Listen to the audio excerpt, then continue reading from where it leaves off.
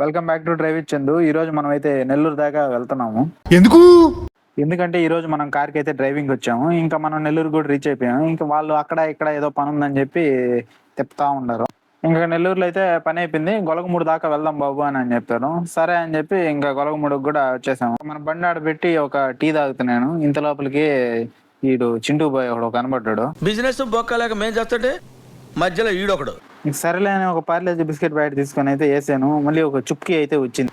దానికి కూడా వేసేసాను. రోజేపు అట్ట ఇట్ట టైం పాస్ కి తిరుగుతా ఉండాను. అయినా కూడా మనకు బాగా బోర్ కొట్టేసింది. ఇంకా బోర్ కొట్టి బోండాల మీద అయితే యుద్ధం ప్రకటించాను.